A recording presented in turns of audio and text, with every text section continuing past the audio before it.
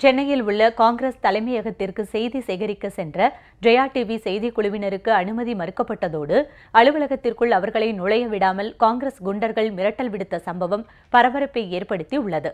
முதலமைச்சர் செல்வி ஜெயலலிதா பிரதமர் திரு நரேந்திர மோடி சந்திப்பை கொச்சைப்படுத்தி இழிவான வார்த்தைகளால் விமர்சித்த காங்கிரஸ் கட்சியின் EVKS இளங்கோவனுக்கு தமிழகம் முழுவதும் கடும் கண்டனம் எழுந்தது.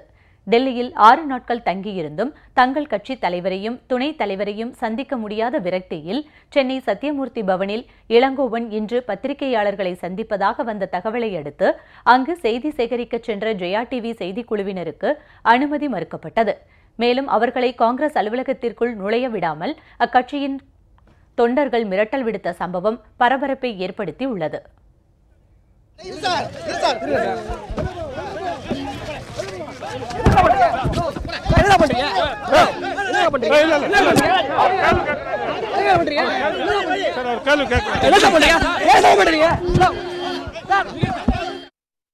பின்னர் வெளியே வந்த இளங்கோவனிடம் கேள்வி எழுப்ப முயன்ற ஜெயா டிவி செய்தியாளரை பார்த்து உங்கள் கேள்விகளுக்கு எல்லாம் பதிலளிக்க முடியாது என காங்கிரஸ் கட்சியினர் மிரட்டல் விடுத்தனர்.